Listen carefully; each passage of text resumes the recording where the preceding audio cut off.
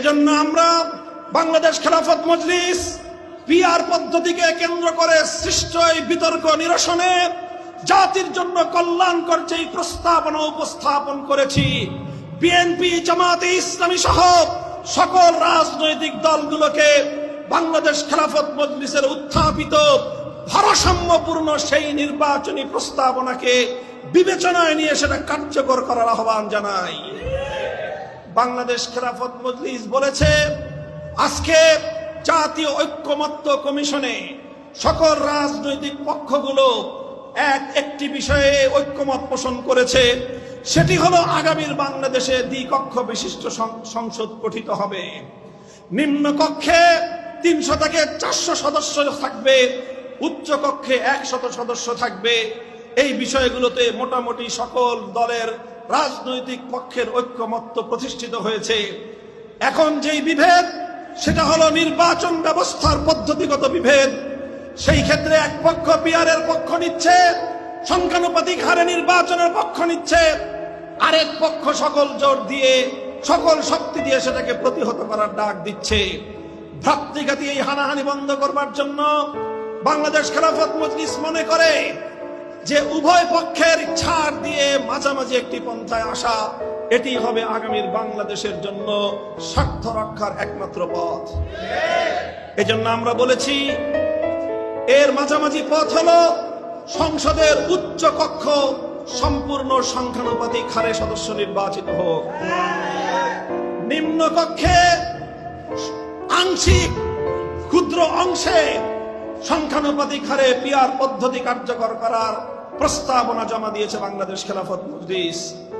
তার অর্থ হলো, পিআর পদ্ধতির সংখ্যানুপাতিক হারে নির্বাচনের পদ্ধতির যেই সমালোচনাগুলো, যেই দুর্বলতাগুলো দেখানো হচ্ছে এবং প্রকৃত যেই দুর্বলতা রয়েছে, সেই দুর্বলতার সমস্যাগুলো সমাধান করবার জন্য আমরা মনে করি সরাসরি বর্তমান বাংলাদেশে যেমনি ভাবে 300 আসনে সরাসরি জনগণের ভোটে সংসদ সদস্য নির্বাচিত হয়, এই চলমান পদ্ধতি বহাল থাকুক।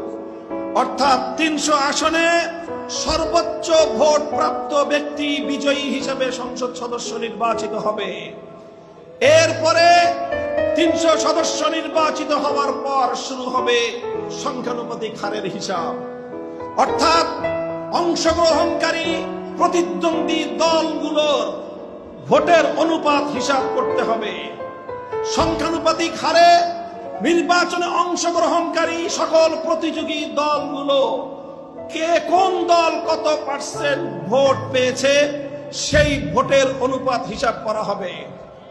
যারা যত অনুপাতে ভোট পেয়েছে হিসাব করতে হবে 300 আসনের মধ্যে নির্বাচিত সংসদ সদস্যদের মধ্যে আনুপাতিক হারে কোন দল কতটি সংসদীয় আসন লাভ করলো।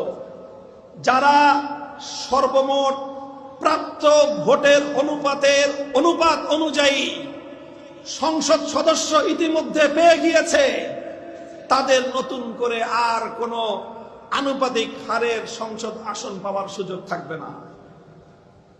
আর যারা তাদের প্রাপ্ত ভোটের অনুপাতে সমপরিমাণ সংসদ সদস্য নির্বাচিত সংসদ সদস্য পায়নি, তাদের সেই পরিমাণ প্রাপ্ত ভোটের অনুপাতে সংরক্ষিত আসনে সংসদ সদস্য পদ দিতে হবে। আমি একটি দৃষ্টান্তের মাধ্যমে আমি বিষয়টিকে আরো ক্লিয়ার এবং স্পষ্ট ভাষায় ব্যাখ্যা করছি।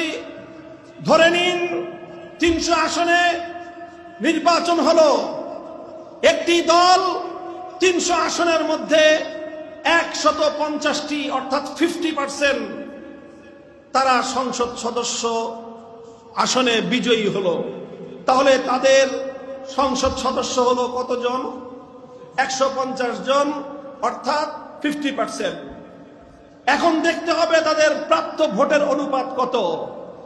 তারা যদি কাস্টিং ভোট, প্রাপ্ত ভোটের অনুপাত যদি হয় তাদের 50% বা তার চেয়ে কম, তাহলে বোঝা গেল তারা যেই অনুপাতের ভোট পেয়েছে সেই অনুপাতের প্রতিনিধিত্ব তাদের সংসদে নিশ্চিত হয়েছে। সুতরাং তাদের জন্য আর নতুন কোনো আসন এবং প্রতিনিধিত্বের প্রয়োজন নেই। কিন্তু যেই সকল দলগুলো তারা কেউ ভোট পেয়েছে পার্সেন্টেজ, একটা বিশেষ পার্সেন্টের ভোট তারা পেয়েছে, কেউ 20%, কেউ 25% ভোট পেয়েছে, কিন্তু সংসদে 300 আসনের মধ্যে 20% অথবা 25% সংসদ সদস্য পদ তারা পায়নি। তাহলে বোঝা গেল সারা দেশে তাদের প্রাপ্ত ভোটের অনুপাতে সংসদ সদস্যের বা সংসদের প্রতিনিধিত্ব তাদের হয়নি। সুতরাং যেই পরিমাণ সংসদের অনুপাত, এই প্রতিনিধিত্ব তাদের অবশিষ্ট রয়েছে, সেই অবশিষ্ট সংসদের প্রতিনিধিত্ব তাদেরকে সংরক্ষিত আসন থেকে প্রদান করার মাধ্যমে তাদের প্রাপ্ত ভোটের প্রতিনিধিত্ব তাদেরকে প্রদান করতে হবে। সুতরাং কেউ যদি 10% ভোট পেয়ে থাকে, আর যদি সে 10 জন সংসদ সদস্য নির্বাচিত হয়ে থাকে তাহলে সংখ্যানুপাতিক হারে সে 30টি আসন পাওয়ার কথা, সে পেয়েছে 10টি আসন, তাহলে তাকে আরো 20টি আসনের প্রতিনিধিত্ব তাকে দিতে হবে। তাহলে তার প্রাপ্ত 10% ভোটের পূর্ণাঙ্গ প্রতিনিধিত্ব সংসদে হবে। আর কেউ যদি 30% ভোট পেয়ে থাকে, তাহলে তার সংসদে প্রতিনিধিত্ব থাকার কথা 90টি। যদি সে 90টি আসন না পেয়ে থাকে, তাহলে তাকে 90টি আসন পূরণ করার জন্য সংরক্ষিত আসন থেকে তাকে সংসদ সদস্য পদ দেওয়া হবে। এইভাবে বাংলাদেশে বর্তমানে চলমান নির্বাচন ব্যবস্থায় যে একটি ভয়ঙ্কর শুভঙ্করের ফাঁক রয়েছে। আপনারা বলবেন ভয়ঙ্কর শুভঙ্করের ফাঁক কি? আমি আজকের অডিয়েন্সকে লক্ষ্য করে বর্তমান চলমান নির্বাচন ব্যবস্থার সেই ভয়ঙ্কর শুভঙ্করের ফাঁকটি আমি আপনাদেরকে দেখিয়ে দিচ্ছি। বর্তমান এই চলমান নির্বাচন ব্যবস্থায় অধিকাংশ ভোটারদের, যারা ভোটাধিকার প্রয়োগ করে, তাদের অধিকাংশ ভোটারদের প্রতিনিধিত্ব সংসদে হয় না। দেখা যায় যারা সরকার গঠন করে, অতীতের ফেয়ার ইলেকশন গুলোকে যদি আমরা বিবেচনায় আনি, 2001 সাল এবং 2008 সালের নির্বাচনে দেখা গেল একটি দল 230 আসন অথবা 260 আসন লাভ করলো, অথচ তারা ভোট পেয়েছিল আনুপাতিক হারে 30 থেকে 35% ভোট। 35% ভোট পেয়ে তারা প্রায় 90% সিট দখল করে নিয়ে রাষ্ট্র পরিচালনা করলো, ফ্যাসিবাদকে জন্ম দিল। আর বাংলাদেশের 60 থেকে 65% মানুষ যারা ভোটাধিকার প্রয়োগ করলো, তাদের সেই ভোটাধিকারের কোনো প্রতিনিধিত্ব জাতীয় সংসদে থাকলো না। কাজে এই শুভঙ্করের ফাঁক বন্ধ করবার জন্য বাংলাদেশ খেলাফত মজলিসের উত্থাপিত এই প্রস্তাবনার আলোকে যদি আগামী দিনে নিম্নকক্ষে আংশিক পিআর পদ্ধতি কার্যকর করা হয়, একদিকে পিআর পদ্ধতির দুর্বলতার দিকগুলো থেকেও রাষ্ট্র রক্ষা পাবে, আরেকদিকে গোটা বাংলাদেশের ভোটাধিকার প্রয়োগকারী সকল মানুষের ভোটের প্রতিনিধিত্ব জাতীয় সংসদে নিশ্চিত হবে। সংগ্রামী সাথী ও বন্ধুগণ, বাংলাদেশ খেলাফত মজলিস মনে করে বিবাদমান পক্ষগুলো একটু একটু ছাড় দিয়ে এই ফর্মুলায় যদি তারা চলে আসে, এই ফর্মুলা যদি তারা গ্রহণ করে, চলমান নির্বাচনকে কেন্দ্র করে বাংলাদেশ যুদ্ধান্তি অবস্থা অবসান ঘটতে পারে। সংগ্রামী সাথী ও বন্ধুগণ, সেই সাথে আমরা বলতে চাই, এই যে সংস্কার কার্যক্রম শুরু হয়েছে, এর অর্থবহ একটা সংস্কার পরিচালনা করা ছাড়া, সংস্কার সাধন করা ছাড়া, নির্বাচন ব্যবস্থায় চলমান দুর্বৃত্তায়নের পথ বন্ধ করা ছাড়া বাংলাদেশে জাতীয় নির্বাচন অনুষ্ঠিত হলে সেটা আবার নতুন করে ফ্যাসিবাদের জন্ম দিবে। এজন্য আমরা নির্বাচন ব্যবস্থার আমূল সংস্কারের দাবি তুলেছি।